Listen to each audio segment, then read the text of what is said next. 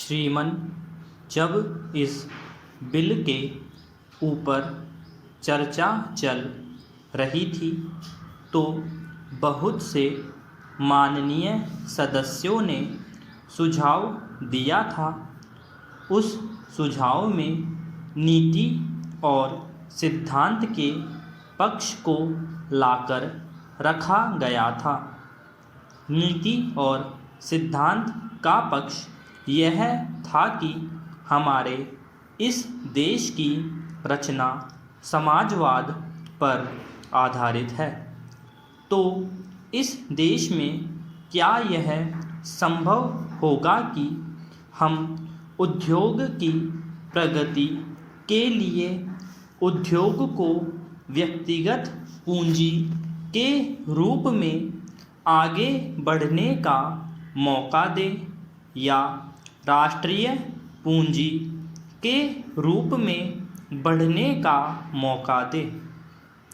हम समझते हैं कि ये दोनों दिशाएं अभी हमारे भारतवर्ष के लिए लाभप्रद नहीं हैं। अगर पब्लिक सेक्टर में ही हम पूंजी लगा दें और प्राइवेट सेक्टर के लोगों को पूंजी बढ़ाने का या उद्योग के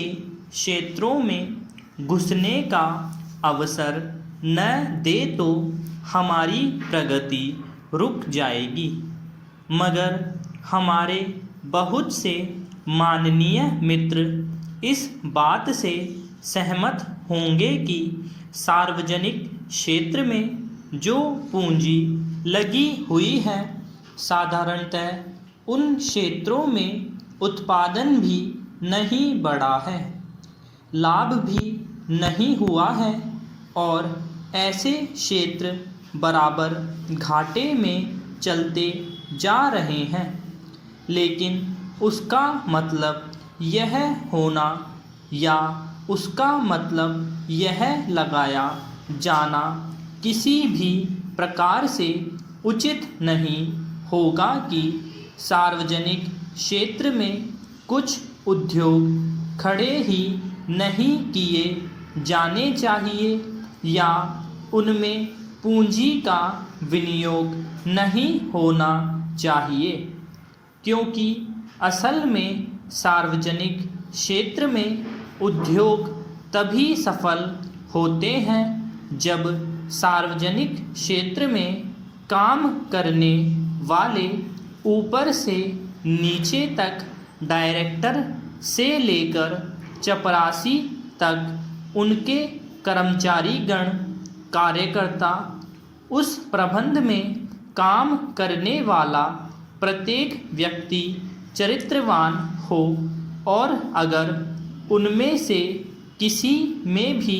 चरित्र की कमी है तो निश्चित रूप से सार्वजनिक क्षेत्र में जो लगाया हुआ धन है उसके परिणाम उतने अच्छे कभी नहीं आ सकते। इसी प्रकार से यदि व्यक्तिगत क्षेत्र में धन लगाने के लिए एक प्रकार से मनाही कर दी जाए या इस प्रकार के कानून बना दिए जाएं जिससे व्यक्ति विशेष उस उद्योग के क्षेत्र में आए नहीं, तो मैं समझता हूँ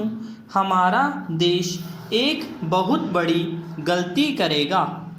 इस बिल के विषय में जब कुछ सोच विचार किया जा रहा था तब बहुत सी दूसरी चीज़ों के कानून इस संबंध में आए, बिल मंगवा कर देखे गए। देखने के बाद इस परिणाम पर पहुँचे कि जहाँ जहाँ इस प्रकार के प्रश्न हैं उन देशों ने इस समस्या को किसी नीति या किसी सिद्धांत के बल पर उसको हल नहीं किया, किंतु तात्कालिक व्यवहारिक आधार पर